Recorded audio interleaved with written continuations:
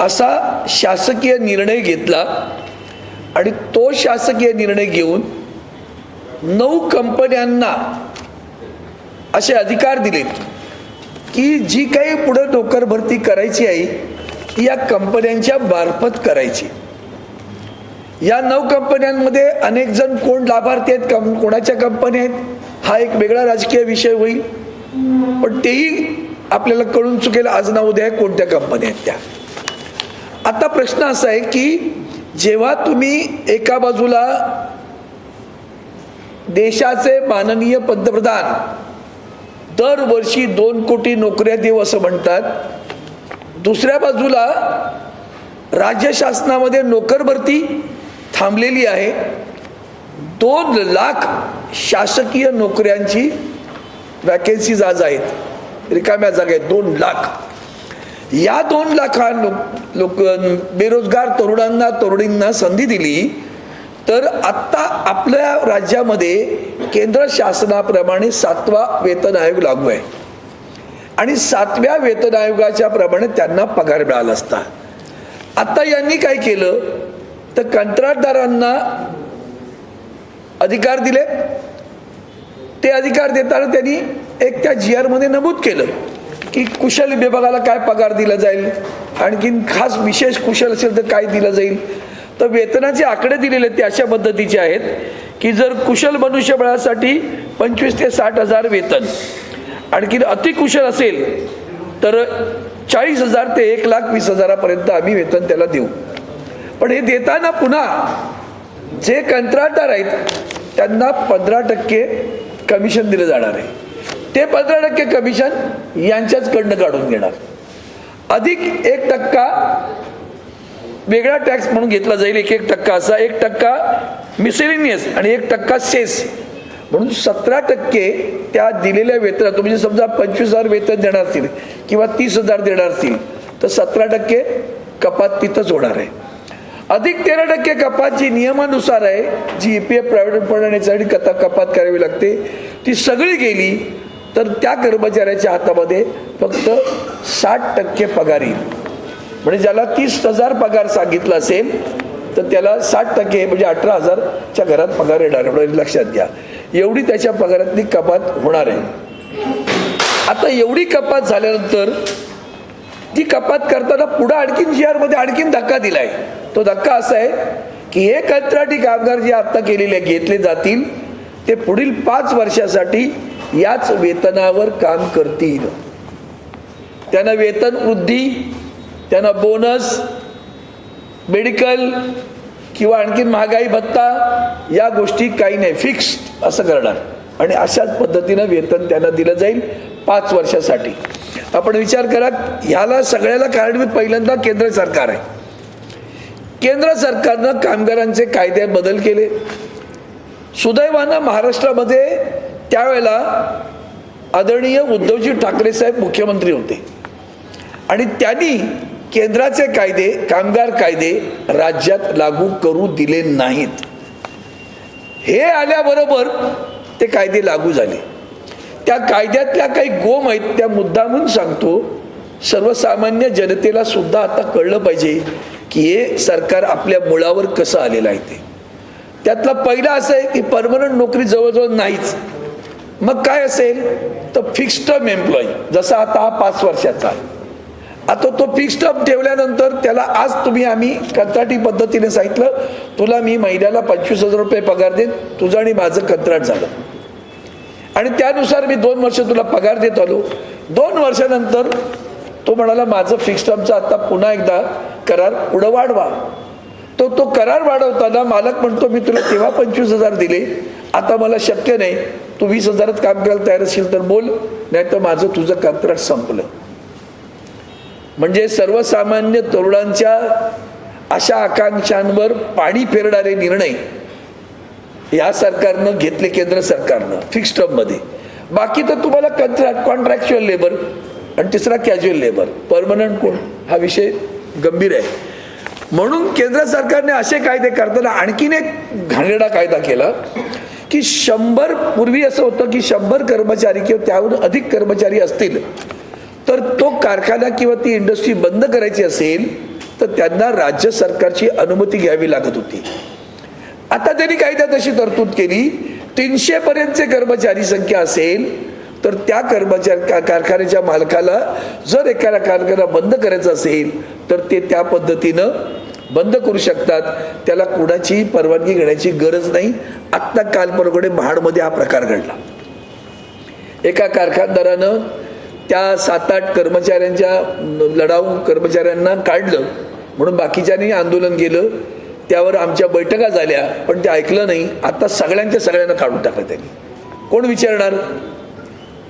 म्हणजे एका बाजूला शेतकऱ्याची विल्हेवाट लागते, वातावरणातील बदलाचे दुष्परिणाम भोगतोय, शेतकरी आत्महत्या करतोय, बेरोजगार सगळ्या सर्टिफिकेट्स घेऊन भेंडोळी घेऊन वणवण नोकरीसाठी फिरतोय. ती नोकरी मिळालीच तर ती शाश्वत नाही, ती कंत्राटी आहे. आम्ही शाश्वताकडून अशाश्वताकडे आमची वाटचाल सुरू आहे.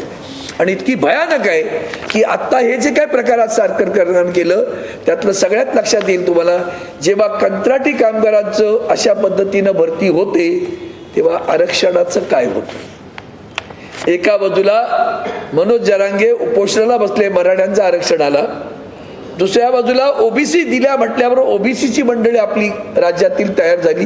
ती म्हणाली आमच्या ओबीसी आरक्षणाला धक्का लावू नका, तुम्हाला त्यांना आरक्षण द्यायचं तर द्या पण आमच्या आरक्षणाला धक्का लावू नका.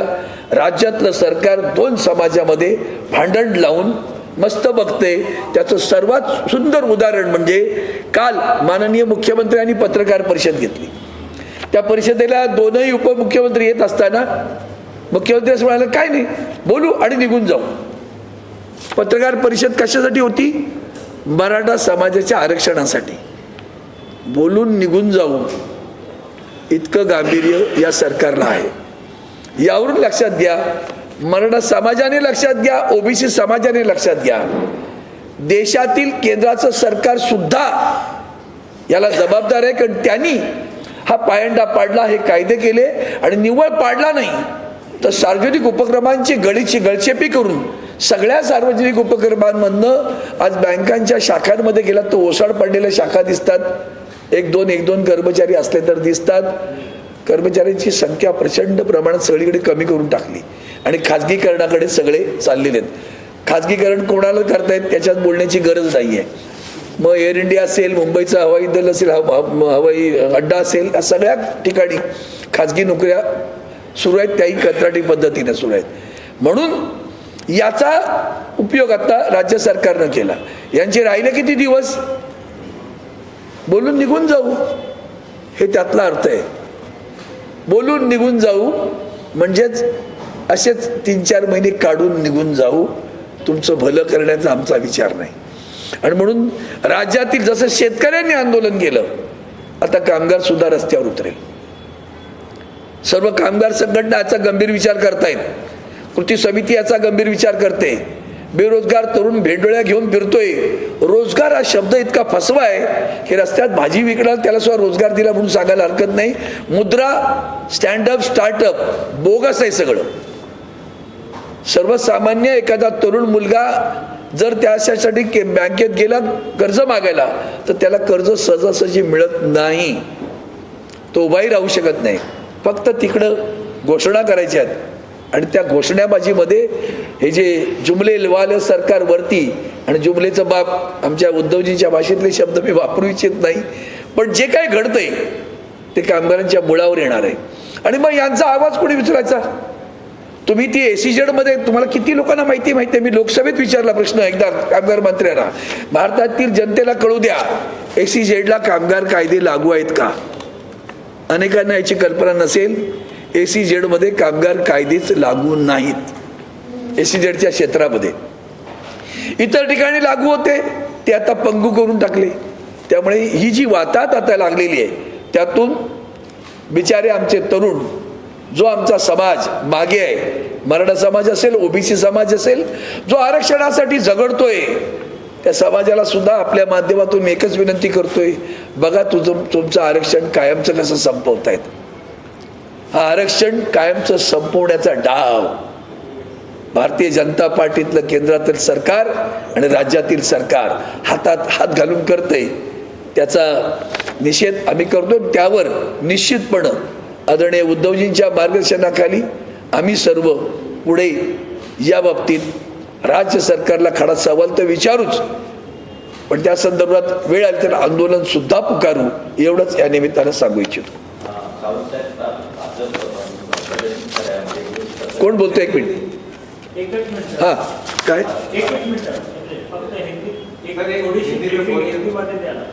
कसली हिंदी मध्ये? आप जानते हो कि आज महाराष्ट्र की सरकार ने एक जीआर प्रस्तावित किया.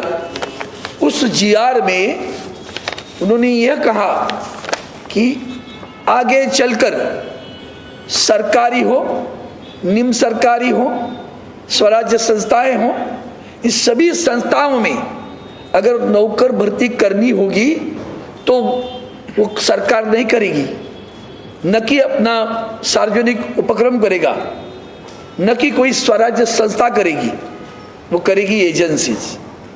एजेंसीज कौन तय करेगा? सरकार तय करेगी. सरकार ने जीआर में कह दिया 9 एजेंसियां हमने तय कर ली है और आगे चलकर जहां भी नौकर भर्ती होगी वहां इन 9 एजेंसियों के मार्फत आप नौकर भर्ती करोगे. आपको एक देखना होगा कि उसमें एक चीज में बोलने भूल गया उसमें कि ये जो चीजें कर रहे हैं उसमें उन्होंने ये भी कह दिया कुशल कर्मचारी होगा तो 40,000 से 1,20,000 तक, अकुशल होगा, कुशल दूसरा जो नीचे वाला होगा तो 25,000 30,000 तनख्वाह देंगे. लेकिन तनख्वाह देते समय जो एजेंसियां उनको 15% कमीशन देना है. वो कमीशन भी इनकी तनख्वाह से काटेंगे और 1% 2% है, 1% अलग अलग कारणों से कटौती होगी. तो मतलब आप जो कुछ तनख्वाह उनको देने वाले उसमें से 17% कटौती हुई और इसके बावजूद फिर आ गई प्रोविडेंट फंड की कटौती. वो सारी कटौती आप अगर जाएंगे तो 40% तनख्वाह में से कटौती होगी और 60% तनख्वाह मिलेगी. आप सोचो अगर 30,000 तनख्वाह इन्होंने घोषित की होगी तो उसके हाथ में 60% मतलब 18,000 तनख्वाह मिल जाएगी. अब 18,000 में काम करना है, वो भी कितने? 5 साल के लिए. इसमें कोई बढ़ोतरी नहीं होगी, न डीए की बढ़ोतरी होगी, न कोई बोनस मिलेगा. इसके बारे में कुछ भी जीआर में नहीं लिखा है. अगर महंगाई बढ़ेगी तो तनख्वाह बढ़ेगी क्या? नहीं, कुछ नहीं लिखा. ये सारी चीजें उन्होंने उस जीआर में लिखी है. एक फिक्स टर्म 5 वर्ष के लिए नौकरी आपको मिलेगी, 5 वर्ष इसी तनख्वाह पे आपको काम करना है, बढ़ोतरी नहीं मिलेगी. ये हमारे बेरोजगार युवकों के सारे सपने तोड़ने वाली बात है. और आप आरक्षण माता बात में तो इतने छोड़ो, इतनी जल्दबाजी क्या है. उसके पहले और बताता हूं ये क्यों हुआ. ये केंद्र की सरकार के कानून की वजह से हुआ. केंद्र की सरकार जब राज्य में हमारे आदरणीय उद्धवजी ठाकरे साहब राज्य के मुख्यमंत्री थे तो उस वक्त ये कानून केंद्र सरकार ने लाए थे, लेकिन हमारे मुख्यमंत्री जी ने, तत्कालीन मुख्यमंत्री उद्धवजी ठाकरे साहब ने इन्हें रोक लिया और महाराष्ट्र में उसका अवलंबन नहीं करने दिया. अब क्या हुआ? उन कानून में क्या प्रावधान है? उस कानून में प्रावधान है अगर पहले क्या था कि 100 कर्मचारी अगर हो तो 100 से ज्यादा हो तो अगर कारखाना बंद कर दे तो सरकार की अनुमति लेनी पड़ती थी. अब तो इन्होंने कर दिया 300 तक होगा तो भी बंद कर सकते, कोई जरूरत नहीं. फिक्स टर्म एम्प्लॉय जो अभी जैसे 5 वर्ष है, कहाँ 5 वर्ष में कुछ भी बढ़ोतरी नहीं. अब 5 वर्ष के बाद में आप पूछ लो अगर वही जाएगा आदमी तो कानून में प्रावधान क्या है? मालिक के सामने जाएगा कि साहब मेरा कॉन्ट्रैक्ट वापस रिन्यू करिए. अब कॉन्ट्रैक्ट रिन्यू करना है तो रिन्यू करने के लिए मालिक कहेगा मैंने 30 तो दिए थे, अब नहीं दे सकता, 25 में काम करते हो तो कॉन्ट्रैक्ट रिन्यू करता हो, नहीं तो छोड़ दो. कहाँ गया बेचारा? सपने टूट गए उसके. बाकी सब कॉन्ट्रैक्ट कैजुअल. तो हम लोग कल तक नौकरी शाश्वत थी, अशाश्वत की तरफ जा रहे हैं. किसान उनका आंदोलन आप जानते हो, उमर रहे हैं. अब बेरोजगारों की हालत ऐसी बुरी है और उसमें एक तरफ ये सारे कहते समय आप कॉन्ट्रैक्ट को दे रहे हो और दूसरी तरफ आरक्षण की लड़ाई चल रही है राज्य में. अब आरक्षण की लड़ाई जो चल रही है, मराठा आरक्षण की लड़ाई चल रही, ओबीसी उनके साथ, उनके भी आरक्षण की बात कर रहे हैं। मैं तो लोकसभा में धनगर और धनगढ़ इस शब्द के ऊपर बहस करता रहा, प्रार्थना करता रहा आदरणीय प्रधानमंत्री जी से कि वहां धनगढ़ कहाँ जाता है, हमारे पास धनगढ़ कोई नहीं होता, हमारे पास धनगर होता है, धनगरों के आरक्षण दीजिए। 10 वर्ष में आरक्षण नहीं दिया। अब मराठों का आरक्षण की बात आती है, आपने तमिलनाडु में 76% है, आप कहते हैं संविधान में 50%, हाँ है ना, करो ना वहां, क्यों यहाँ लोगों को तंग कर रहे हो। मैंने उस वक्त भी लोकसभा में भरी कहा है कि अगर भाई एक ही बार हर एक राज्य को पूछो आपके पास कौन सी जनजातियां है, पिछड़ी जनजातियां हैं, वो जनजातियों की कितनी संख्या है, उसके तत् इतना अगर है तो इनका परसेंटेज बनता है, इतनी जनसंख्या है तो इसको इतना आरक्षण दे सकते, एक बार कर लो सबका। क्यों लोगों में झगड़े लगा। अब तो लोगों में झगड़े लगाने का काम शुरू हुआ, ओबीसी वर्सेस मराठा। अब वो बेचारे झगड़ रहे हैं आरक्षण के लिए, या ये कहते हमने कॉन्ट्रैक्ट लेबर पे आपको अपॉइंटमेंट करेंगे, हमने जीआर निकाला है, आगे चलकर नौकरियां आपको कॉन्ट्रैक्ट से करीब मिलने वाली है, क्या होगा आपका आरक्षण। ये तो आरक्षण परमानेंट खत्म करने का कुटिल दाव इस सरकार ने रचाया है, और इसको हमको खिलाफ उसके लड़ना होगा, क्योंकि बेरोजगार के सपने ही टूटने वाला काम ये सरकार कर रही है। उसका एक और बता देता हूँ, कल माननीय मुख्यमंत्री जी ने वहाँ पत्रकार परिषद ली थी और उन्होंने कहा कुछ नहीं, बोल के निकल जाएंगे, बोल के निकल जाएंगे। यही उनका ऑब्जेक्ट है कि बोल के निकल जाना है, ऐसे ही बोल दो, चुनाव तो आने वाले 4 महीने में, निकल जाएंगे। और लोगों के साथ, हमारे युवकों के सपनों के साथ खिलवाड़ हो रहा है। खिलवाड़ के खिलाफ शिवसेना डट के खड़े रहेगी। आप ये कह रहे हैं कि इस प्रकार का जीआर जो है, वो जो आरक्षण मिला है, सरकारी आरक्षण या तमाम जो आरक्षण मिले, इस जीआर में आरक्षण का कहीं भी जिक्र नहीं है। आरक्षण के बारे में कहीं भी, अरे जब 5 वर्ष के लिए कॉन्ट्रैक्ट पे काम कर रहे हो, 5 वर्ष के बाद में क्या होगा उसके बारे में कुछ लिखा है कि भैया आपको वापस आगे बढ़ाएंगे कॉन्ट्रैक्ट। डिफेंस में हम 4 वर्ष की बात करते हैं, जब रक्षा दल में हम 4 वर्ष की बात करते हैं, तो यहाँ क्या बात करेंगे। देश के युवा पीढ़ी के साथ में जो खिलवाड़ हो रहा है ना, सभी आरक्षण के लिए लड़ने वाले संघर्षशील जवान युवकों को मैं इतना ही कहता हूँ, सावधान। जुमले वाली सरकार ऊपर नीचे दोनों तरफ है, सावधान रहे, लड़ने के लिए खड़े हो जाओ डट के। अब इनको हटाना है और तभी तो आपको न्याय मिलेगा, यही उसका अर्थ है। मुद्रा और स्टार्टअप जो है वो बोगस है, ऐसा आपको क्यों लगता है? मराठी में आपने कहा मुद्रा और स्टार्टअप बोगस है ना, सही में। आप चलिए मेरे साथ, चलो अभी नीचे बैंक में जाते हैं, आप कहो कि मैं युवा हूँ, मुझे एक लोन चाहिए, वो देखना कितना दिन लेता है, कितने महीने लेता है। मैं खुद कोशिश कर रहा हूँ, सद्भाग्यवश मैं किसी कॉमर्स कमेटी पे भी था, तो मैंने वहाँ पार्लियामेंट की कमेटियों में भी मुद्दा उठाया। मेरा क्या अनुभव है, सर्विस सेक्टर तो उसमें लेते ही नहीं वो लोग, हर एक कोई मैन्युफैक्चरिंग करेगा क्या। एक लड़का समझो कैटरिंग के धंधा खोलना चाहता है, तो क्या करेगा, प्रोडक्शन बताएगा।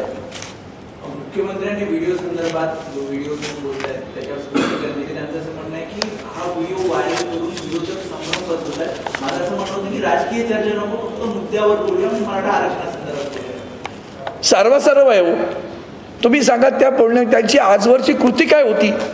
तो बिचारा तरुण जरांगे उपोषणात बसलाय, हे मिरवताय तिकडे तिकडे दहीहंडीमध्ये। आता जरांगेकडे जायला निघालात का? त्याची प्रकृती इतकी खालावल्यानंतर तुम्ही जरांगेकडे जातात, तुम्ही किती गंभीर आहात। एकही जण तिकडे फिरकलं नाही। देशातील सगळे आदरणीय उद्धवजींपासून सगळे नेते तिथे गेले, भेटून आले, सांगतायत, नाही गेले ना। आणि आता तुम्ही हा जो काही केलं ना, आजचा जीआर काढला, तो तरुणांच्या जखमेवर मीठ सोडणारा जीआर आहे, एवढं लक्षात ठेवा।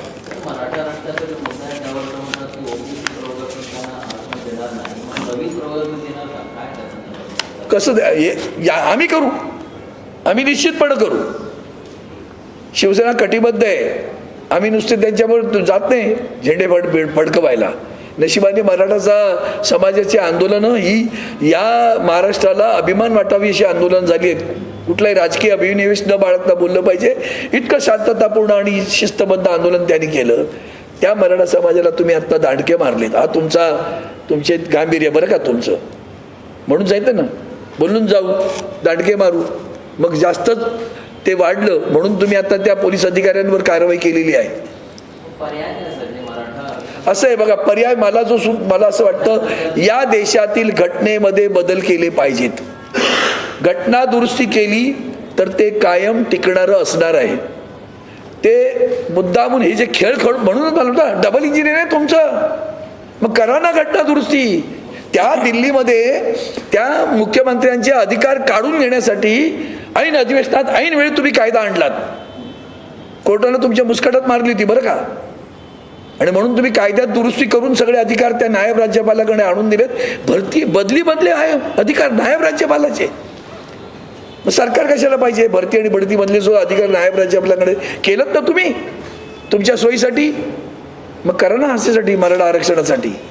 बोलवलं ना तुम्ही विशेष अधिवेशन. आता आदरणीय उद्धवजींनी जाहीरपणे सांगितले उद्याच्या अधिवेशनामध्ये आणा, कायदा करा. मंदिराबद्दल सुद्धा आदरणीय उद्धवजी हेच म्हणत होते, कायदा करा.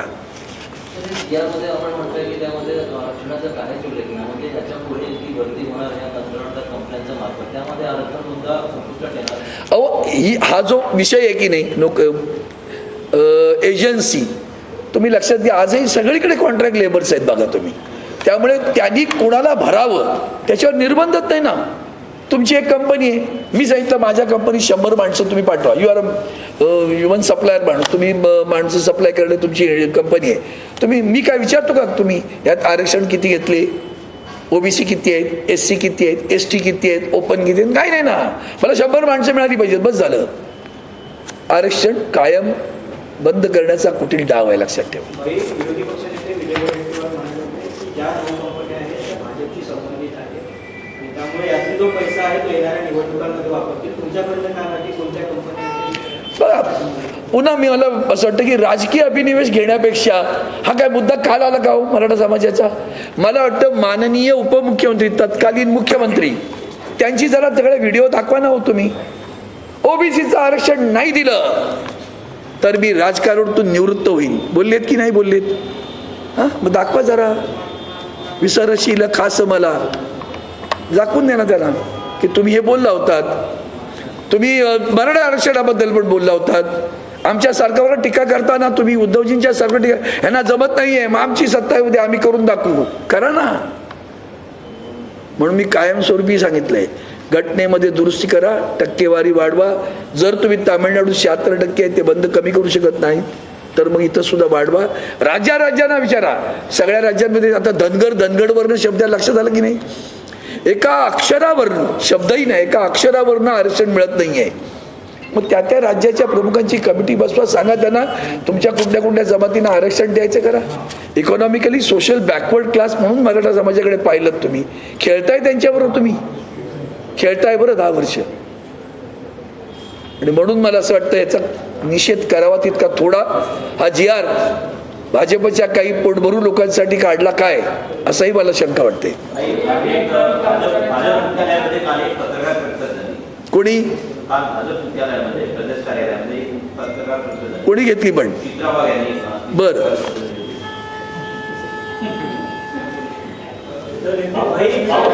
पुढचं बोलण्याची गरज आहे का? हा पेलवान बसल्या होत्या बरं. सोयीस्कर भूमिका घेणाऱ्या लोकांबद्दल न बोललेलं बरं. सोयी आणि मला वाटतं मी गंभीर विषय मांडलाय त्यामुळे त्याच्यातनं बाजूला जो जाणं बरं. आता माझ्याकडे माहिती नाहीये, फक्त 9 कंपन्या GR आहेत. त्या कंपन्यांचे मालक कोण मला माहिती नाही, पण असं आहे Accent Tech Services Limited, CMS IT Services Private Limited, CES Governance Services Private, Innowave IT Infrastructure, Crystal Integrated Services Limited. हे नाव माहिती आहे सगळ्यांना. It's a very crystal clear. So therefore others are also you can make out. म्हणजे त्या बाकीचे तुम्ही ओळखू शकता.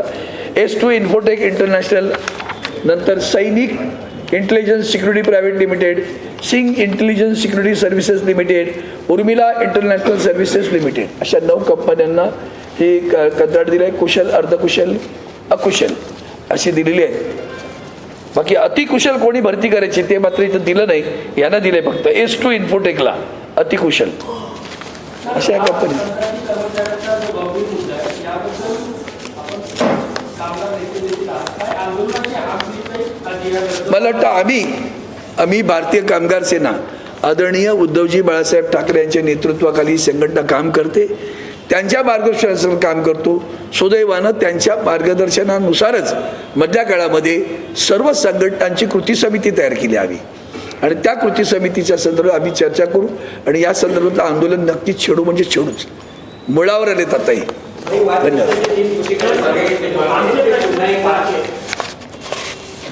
मराठवाड़ा में अपनी कैबिनेट मीटिंग होने जा रही है, जिस तरह से आपको लगता है कि ये सिंपैथी मराठा समाज की लेने की कोशिश है और दूसरी तरफ कांग्रेस जो जीआर है वो लाया जाए. बस आपने सवाल में ही जवाब दे दिया, और क्या जवाब दे दूं, वही तो है ना, और क्या करना है. ये जो तरीके वो लोग जो अपनाते हैं ना, बस जैसे मैंने वो शब्द बहुत महत्वपूर्ण है, बोलून जाऊ, टेम्पररी कुछ भी करना है, टेम्पर रिलीफ देना है, भाग जाना, बाद में देखेंगे. समस्या का पूरा तरह निराकरण करना ये उनका कोई उद्दिष्ट कभी रहा नहीं है. वादग्रस्त 3 कृषी कायदे होते ते पुन्हा एकदा केंद्र सरकार आणणार आहे, त्यामध्ये बदल करून अशा पद्धतीची माहिती समितीचे सदस्य असलेले पाशा पटेल यांनी दिली. 1 महिन्यात आम्ही हा अहवाल सादर करणार आहोत. मला एक कळत नाही की ह्या सगळ्या बघा पुन्हा आला 1 महिन्यात सादर करणार आहेत अहवाल, म्हणजे वेळ काढूपणा आहे की नाही सगळ्या गोष्टीचा.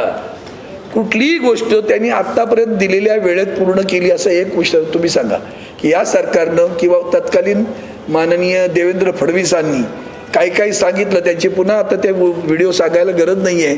त्यांना म्हणून तुम्ही या संदर्भात काय केलं असं एकदा तरी सांगा म्हणजे कळेल आम्हाला. एनिवे धन्यवाद. हां